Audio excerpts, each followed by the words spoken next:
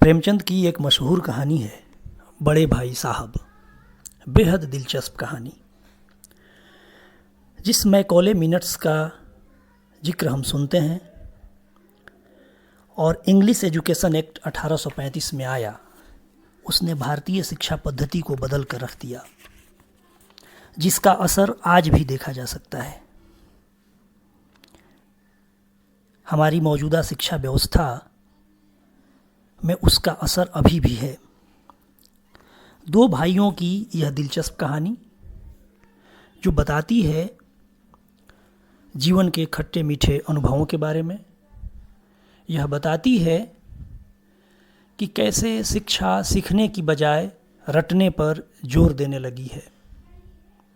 क्या यही कारण नहीं है कि बच्चों का बचपन छीना जा रहा है और उनके भीतर रटने से महज नकलची होने की प्रवृत्ति पनप रही है, मौलिकता समाप्त हो रही है। शिक्षा व्यवस्था पर केंद्रित यह कहानी केवल यहीं तक सीमित नहीं है। प्रेमचंद इस कहानी में बगैर अंग्रेजी दास्ता का और बगैर ब्रिटिश हुकूमत का जिक्र किए यह बताते हैं कि जब रावण का अभिमान नहीं रहा तो किसका रहेगा। प्रेमचंद यह बताना भी नहीं भूलते इस कहानी में कि दुनिया के कई मुल्क अंग्रेजी दास्ता से बाहर हैं। इससे पाठकों को, श्रोताओं को यह संकेत मिल जाता है कि हमारे देश पर अंग्रेजी सत्ता हमेशा नहीं रह सकती। हम स्वप्न देखेंगे तो इस दास्ता से मुक्ति भी मिलेगी। आज सुनिए प्रेमचंद की कहानी बड़े भाई साहब। मेरे बड़े भाई साहब मुझसे 5 साल बड़े थे, लेकिन केवल 3 दर्जे आगे। उन्होंने भी उसी उम्र में पढ़ना शुरू किया था जब मैंने शुरू किया था, लेकिन तालीम जैसे महत्व के मामले में वह जल्दबाजी से काम लेना पसंद न करते थे। इस भावना की बुनियाद खूब मजबूत डालना चाहते थे जिस पर आलीशान महल बन सके। 1 साल का काम 2 साल में करते थे, कभी कभी 3 साल भी लग जाते थे। बुनियाद ही पुख्ता न हो तो मकान कैसे पायेदार बने। मैं छोटा था, वह बड़े थे। मेरी उम्र 9 साल की थी, वह 14 साल के थे। उन्हें मेरी तंबीह और निगरानी का पूरा जन्मसिद्ध अधिकार था और मेरी शालीनता इसी में थी कि उनके हुक्म को कानून समझूं। वह स्वभाव से बड़े अध्ययनशील थे, हरदम किताब खोले बैठे रहते और शायद दिमाग को आराम देने के लिए कभी कभी कापी पर, कभी किताब के हाशियों पर चिड़ियों, कुत्तों, बिल्लियों की तस्वीरें बनाया करते थे। कभी कभी एक ही नाम या शब्द या वाक्य 10-20 बार लिख डालते। कभी एक शेर को बार बार सुंदर अक्षर में नकल करते। कभी ऐसी शब्द रचना करते जिसमें न कोई अर्थ होता न कोई सामंजस्य। मसलन एक बार उनकी कापी पर मैंने यह इबारत देखी: स्पेशल, अमीना, भाइयों भाइयों, दरअसल, भाई भाई, राधे श्याम, श्रीयुत राधे श्याम। 1 घंटे तक इसके बाद एक आदमी का चेहरा बना हुआ था। मैंने चेष्टा की कि इस पहेली का कोई अर्थ निकालूं, लेकिन असफल रहा और उनसे पूछने का साहस न हुआ। वह 9वीं जमात में थे, मैं 5वीं में। उनकी रचनाओं को समझना मेरे लिए छोटा मुंह बड़ी बात थी। मेरा जी पढ़ने में बिल्कुल न लगता था। 1 घंटा भी किताब लेकर बैठना पढ़ना पहाड़ था। मौका पाते ही हॉस्टल से निकलकर मैदान में आ जाता और कभी कंकरियां उछालता, कभी कागज़ की तितलियां उड़ाता और कहीं कोई साथी मिल गया तो पूछना ही क्या। कभी 4 दीवारी चढ़कर नीचे कूद रहे हैं, कभी फाटक पर सवार उसे आगे पीछे चलाते हुए मोटरकार का आनंद उठा रहे हैं। लेकिन कमरे में आते ही भाई साहब का रौद्र रूप देखकर प्राण सूख जाते। उनका पहला सवाल होता, कहाँ थे? हमेशा यही सवाल इसी ध्वनि में पूछा जाता था और इसका जवाब मेरे पास केवल मौन था। न जाने मुंह से यह बात क्यों न निकलती कि जरा बाहर खेल रहा था। मेरा मौन कह देता था कि मुझे अपना अपराध स्वीकार है और भाई साहब के लिए इसके सिवा और कोई इलाज न था कि स्नेह और रोष से मिले हुए शब्दों में मेरा सत्कार करें। इस तरह अंग्रेजी पढ़ोगे तो जिंदगी भर पढ़ते रहोगे और एक हर्फ ना आएगा। अंग्रेजी पढ़ना कोई हंसी खेल नहीं है कि जो चाहे पढ़ ले। नहीं, ऐरा गैरा नत्थु खैरा सभी अंग्रेजी के विद्वान हो जाते। यहाँ रात दिन आंखें फोड़नी पड़ती है और खून जलाना पड़ता है, तब कहीं यह विद्या आती है। और आती कहाँ है? हाँ, कहने को आती है। बड़े बड़े विद्वान भी शुद्ध अंग्रेजी नहीं लिख सकते, बोलना तो दूर रहा। और मैं कहता हूँ, तुम कितने घोंघा हो कि मुझे देखकर भी सबक नहीं लेते। मैं कितनी मेहनत करता हूँ, तुम अपनी आंखों देखते हो। अगर नहीं देखते तो यह तुम्हारी आंखों का कसूर है, तुम्हारी बुद्धि का कसूर है। इतने मेले तमाशे होते हैं, मुझे तुमने कभी देखने जाते देखा है? रोज ही क्रिकेट और हॉकी मैच होते हैं, मैं पास नहीं फटकता, हमेशा पढ़ता रहता हूँ। उस पर भी एक एक दर्जे में 2-2, 3-3 साल पढ़ा रहता हूँ। फिर तुम कैसे आशा करते हो कि तुम यूँ खेल कूद में वक्त गंवाकर मेरे पास हो जाओगे? मुझे तो 2 ही 3 साल लगते हैं, तुम उम्र भर इसी दर्जे में पड़े सड़ते रहोगे। अगर तुम्हें इस उम्र इसी तरह गंवानी है तो बेहतर है घर चले जाओ और मज़े से गुली डंडा खेलो। दादा की गाढ़ी कमाई के रुपए क्यों बर्बाद करते हो? मैं यह लताड़ सुनकर आंसू बहाने लगता। जवाब ही क्या था? अपराध तो मैंने किया, लताड़ कौन सा है? भाई साहब उपदेश की कला में निपुण थे। ऐसी ऐसी लगती बातें कहते, ऐसे ऐसे सुक्ति वाण चलाते कि मेरे जिगर के टुकड़े टुकड़े हो जाते और हिम्मत छूट जाती। इस तरह जान तोड़कर मेहनत करने की शक्ति मैं अपने में न पाता था और उस निराशा में जरा देर के लिए मैं सोचने लगता, क्यों न घर चला जाऊं? जो काम मेरे बूते के बाहर है उसमें हाथ डालकर क्यों अपनी ज़िंदगी खराब करूं? मुझे अपना मूर्ख रहना मंजूर था, लेकिन उतनी मेहनत, मुझे तो चक्कर आ जाता था।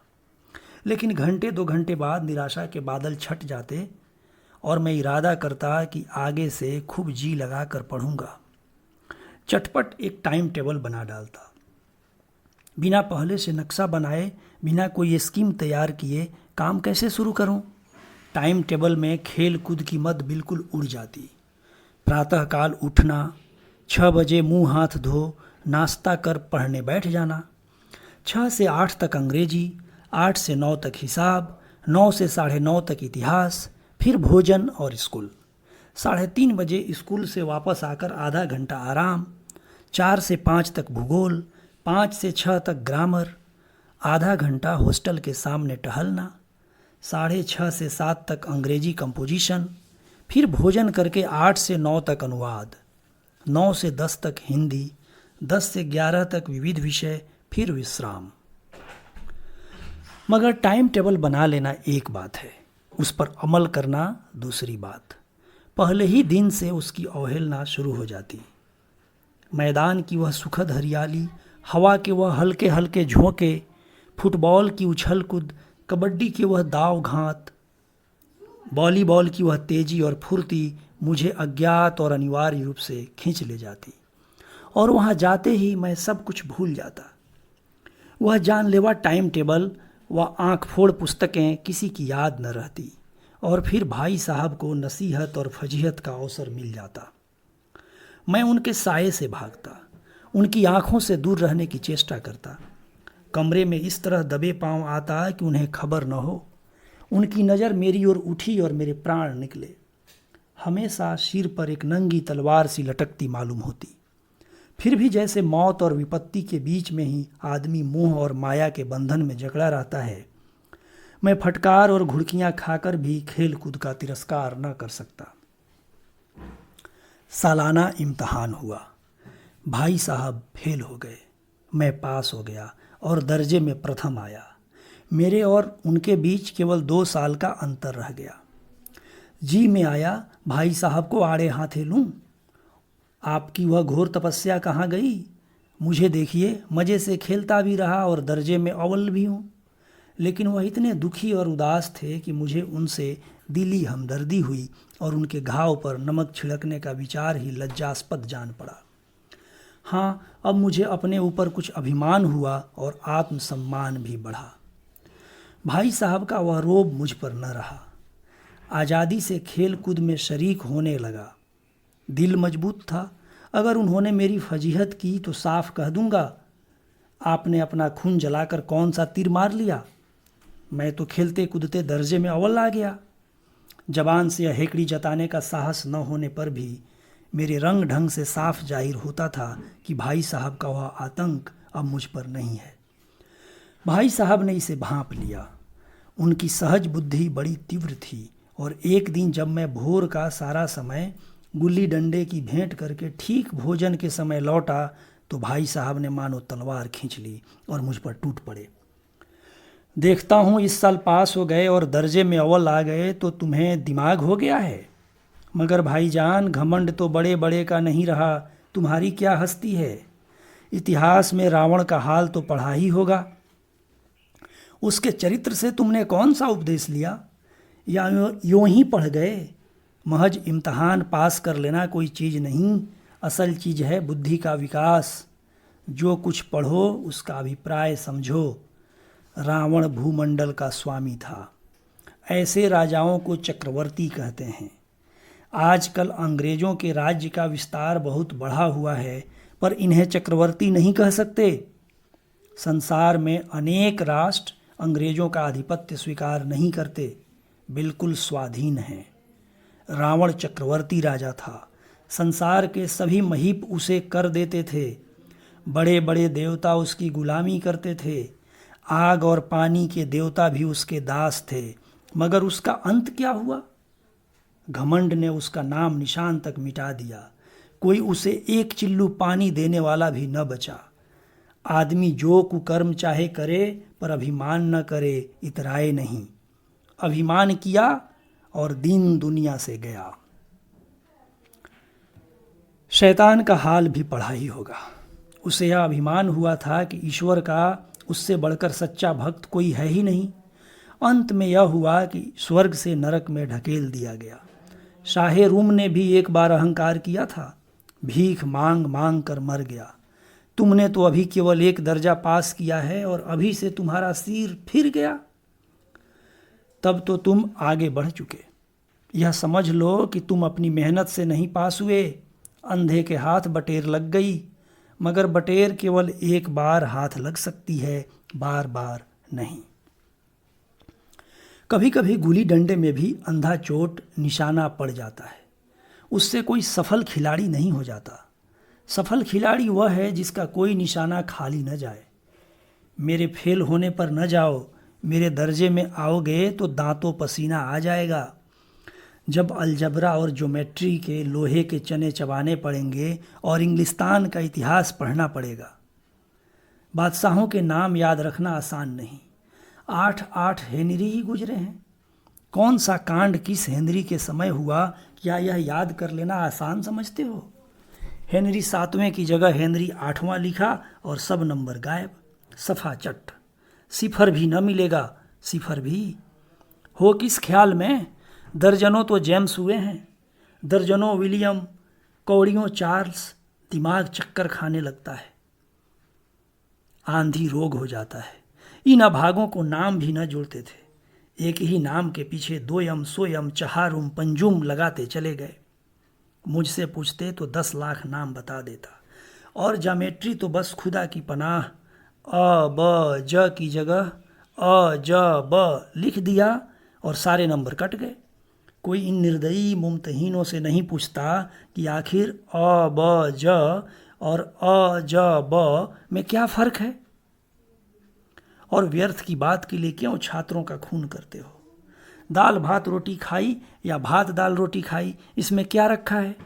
मगर इन परीक्षकों को क्या परवाह। वह तो वही देखते हैं जो पुस्तक में लिखा है। चाहते हैं लड़के अक्षर अक्षर रट डालें, और इसी रटंत का नाम शिक्षा रख छोड़ा है। और आखिर इन बेसिर पैर की बातों के पढ़ने से क्या फ़ायदा? इस रेखा पर वह लंब गिरा दो तो आधार लंब से दुगुना होगा। पूछिए, इससे प्रयोजन दुगुना नहीं चौगुना हो जाए या आधा ही रहे मेरी बला से? लेकिन परीक्षा में पास होना होगा तो यह सब खुराफात याद करनी पड़ेगी। कह दिया, समय की पाबंदी पर एक निबंध लिखो जो 4 पन्नों से कम न हो। अब आप कॉपी सामने खोले, कलम हाथ में लिए, उसके नाम को रोइए। कौन नहीं जानता कि समय की पाबंदी बहुत अच्छी बात है। इससे आदमी के जीवन में संयम आता है, दूसरों का उस पर स्नेह होने लगता है और उसके कारोबार में उन्नति होती है। लेकिन इस जरा सी बात पर 4 पन्ने कैसे लिखें? जो बात एक वाक्य में कही जा सके उसे 4 पन्ने में लिखने की ज़रूरत? मैं तो इसे हिमाकत समझता हूँ। यह तो समय की किफ़ायत नहीं बल्कि उसका दुरुपयोग है कि व्यर्थ में किसी बात को ठूंस दिया। हम चाहते हैं आदमी को जो कुछ कहना हो चटपट कह दे और अपनी राह ले, मगर नहीं, आपको 4 पन्ने रंगने ही पड़ेंगे, चाहे जैसे रंगिए, और पन्ने भी पूरे फुल स्केप आकार के। यह छात्रों पर अत्याचार नहीं तो और क्या है। अनर्थ तो यह है कि कहा जाता है कि संक्षेप में लिखो। समय की पाबंदी पर संक्षेप में एक निबंध लिखो जो 4 पन्नों से कम न हो। ठीक, संक्षेप में 4 पन्ने हुए, नहीं शायद 100-200 पन्ने लिखवाते। तेज भी दौड़िए और धीरे धीरे भी। है उल्टी बात या नहीं? बालक भी इतनी सी बात समझ सकता है, लेकिन इन अध्यापकों को इतनी तमीज भी नहीं। उस पर दावा है कि हम अध्यापक हैं। मेरे दर्जे में आओगे तो लाला ये सारे पापड़ बेलने पड़ेंगे और तब आटे दाल का भाव मालूम होगा। इस दर्जे में अव्वल आ गए हो तो ज़मीन पर पाँव नहीं रखते। इसलिए मेरा कहना मानिए, लाख फेल हो गया हूँ लेकिन तुमसे बड़ा हूँ। संसार का मुझे तुमसे ज़्यादा अनुभव है। जो कुछ कहता हूँ उसे गिरह बांधिए, नहीं तो पछताइएगा। स्कूल का समय निकट था। नहीं ईश्वर जाने यह उपदेश माला कब समाप्त होती। भोजन आज मुझे निस्वाद सा लग रहा था। जब पास होने पर यह तिरस्कार हो रहा है तो फेल हो जाने पर शायद प्राण ही ले लिए जाएं। भाई साहब ने अपने दर्जे की पढ़ाई का जो भयंकर चित्र खींचा था उसने मुझे भयभीत कर दिया। कैसे स्कूल छोड़कर घर नहीं भागा यही ताजुब है। लेकिन इतने तिरस्कार पर भी पुस्तकों में मेरी अरुचि ज्यों की त्यों बनी रही। खेल कूद का कोई अवसर हाथ से न जाने देता। पढ़ता भी था मगर बहुत कम, बस इतना कि रोज का टास्क पूरा हो जाए और दर्जे में जलील न होना पड़े। अपने ऊपर जो विश्वास पैदा हुआ था वह फिर लुप्त हो गया और फिर चोरों का सा जीवन कटने लगा। फिर सालाना इम्तहान हुआ और कुछ ऐसा संयोग हुआ कि मैं फिर पास हुआ और भाई साहब फिर फेल हो गए। मैंने बहुत मेहनत न की पर न जाने कैसे दर्जे में अव्वल ला गया। मुझे खुद अचरज हुआ। भाई साहब ने प्राणांतक परिश्रम किया था। कोर्स का एक एक शब्द चाट गए थे। 10 बजे रात तक इधर, 4 बजे भोर से उधर, 6 से 9:30 तक स्कूल जाने के पहले मुद्रा कांतिहीन हो गई थी, मगर बेचारे फेल हो गए। मुझे उन पर दया आती थी। नतीजा सुनाया गया तो वह रो पड़े और मैं भी रोने लगा। अपने पास होने वाली खुशी आधी हो गई। मैं भी फेल हो गया होता तो भाई साहब को इतना दुख न होता, लेकिन विधि की बात कौन टाले। मेरे और भाई साहब के बीच अब केवल 1 दर्जे का अंतर और रह गया। मेरे मन में एक कुटिल भावना उदय हुई कि कहीं भाई साहब 1 साल और फेल हो जाएं तो मैं उनके बराबर हो जाऊं, फिर वह किस आधार पर मेरी फजीहत कर सकेंगे। लेकिन मैंने इस कमीने विचार को दिल से बलपूर्वक निकाल डाला। आखिर वह मुझे मेरे हित के विचार से ही तो डांटते हैं। मुझे उस वक्त अप्रिय लगता है अवश्य, मगर यह शायद उनके उपदेशों का ही असर हो कि मैं दनादन पास होता जाता हूँ और इतने अच्छे नंबरों से। अब भाई साहब बहुत कुछ नर्म पड़ गए थे। कई बार मुझे डांटने का अवसर पाकर भी उन्होंने धीरज से काम लिया। शायद अब वह खुद समझने लगे थे कि मुझे डांटने का अधिकार उन्हें नहीं रहा, या रहा भी तो बहुत कम। मेरी स्वच्छंदता भी बढ़ी। मैं उनकी सहिष्णुता का अनुचित लाभ उठाने लगा। मुझे कुछ ऐसी धारणा हुई कि मैं तो पास ही हो जाऊंगा, पढ़ूं या न पढ़ूं। मेरी तकदीर बलवान है। इसलिए भाई साहब के डर से जो थोड़ा बहुत पढ़ लिया करता था वह भी बंद हुआ। मुझे कनकौए उड़ाने का नया शौक पैदा हो गया था और अब सारा समय पतंगबाजी की ही भेंट होता था। फिर भी मैं भाई साहब का अदब करता था और उनकी नज़र बचाकर कनकौए उड़ाता था। माझा देना, कन्ने बांधना, पतंग टूर्नामेंट की तैयारियां आदि समस्याएं अब गुप्त रूप से हल की जाती थीं। भाई साहब को यह संदेह न करने देना चाहता था कि उनका सम्मान और लिहाज मेरी नज़रों से कम हो गया है। एक दिन संध्या समय हॉस्टल से दूर मैं एक कनकौआ लूटने बेतहाशा दौड़ा जा रहा था। आंखें आसमान की ओर थीं और मन उस आकाशगामी पथिक की ओर जो मंद गति से झूमता पतन की ओर चला जा रहा था। मानो कोई आत्मा स्वर्ग से निकलकर विरक्त मन से नए संस्कार ग्रहण करने जा रही हो। बालकों की एक पूरी सेना लग गई और झाड़दार बांस लिए उनका स्वागत करने को दौड़ी आ रही थी।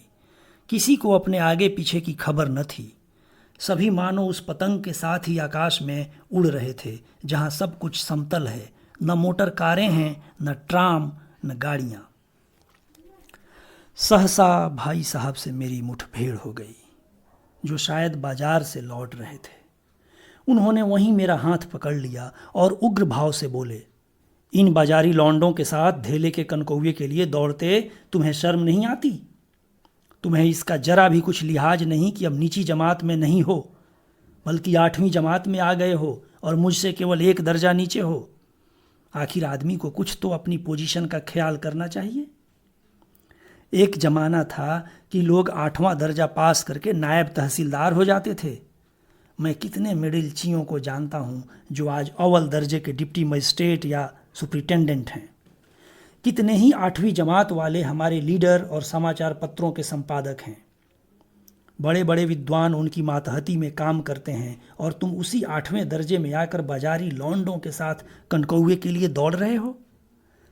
मुझे तुम्हारी इस कम अक्ली पर दुख होता है। तुम जहीन हो, इसमें शक नहीं, लेकिन वह जेहन किस काम का जो हमारे आत्मगौरव की हत्या कर डाले।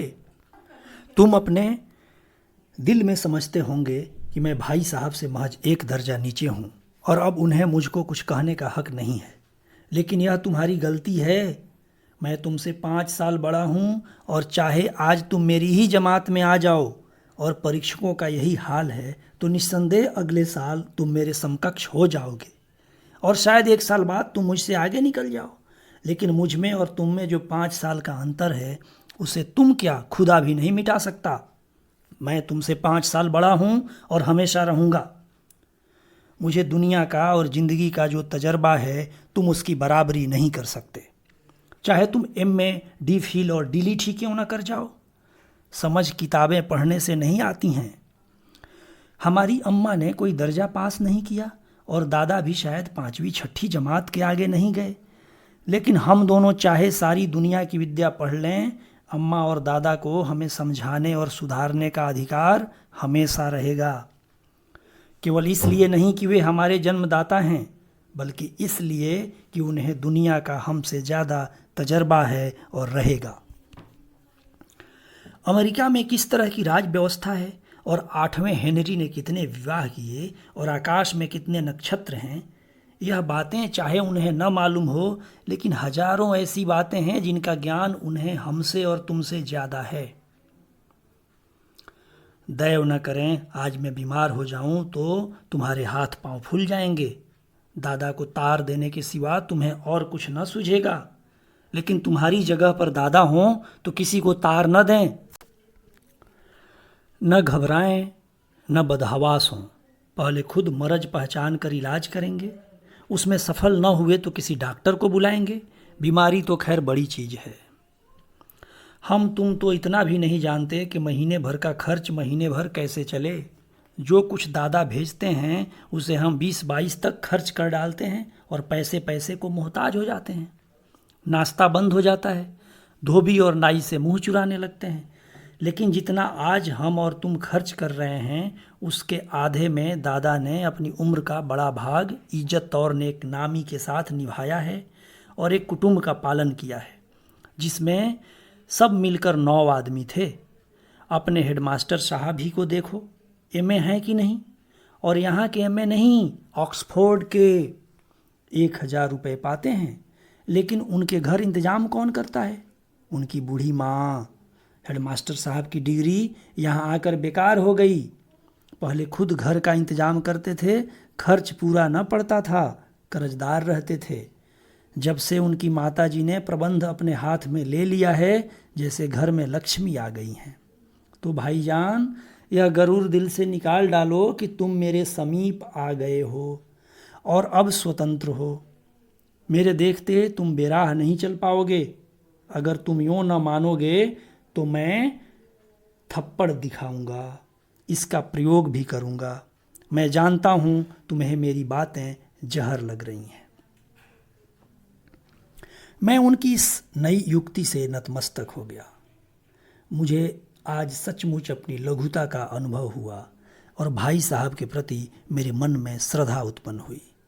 मैंने सजल आंखों से कहा, हरगिज नहीं, आप जो कुछ फरमा रहे हैं वह बिल्कुल सच है और आपको कहने का अधिकार है। भाई साहब ने मुझे गले लगा लिया और बोले, मैं कनकौवे उड़ाने को मना नहीं करता, मेरा जी भी ललचाता है, लेकिन क्या करूं, खुद बेराह चलूं तो तुम्हारी रक्षा कैसे करूं? यह कर्तव्य भी तो मेरे सिर पर है। संयोग से उसी वक्त एक कटा हुआ कनकौआ हमारे ऊपर से गुजरा। उसकी डोर लटक रही थी। लड़कों का एक गोल पीछे पीछे दौड़ा चला आता था। भाई साहब लंबे हैं ही, उछल कर उसकी डोर पकड़ ली और बेतहाशा हॉस्टल की तरफ दौड़े। मैं पीछे पीछे दौड़ रहा था। कहानी पाठ राजीव रंजन गिरी। शुक्रिया।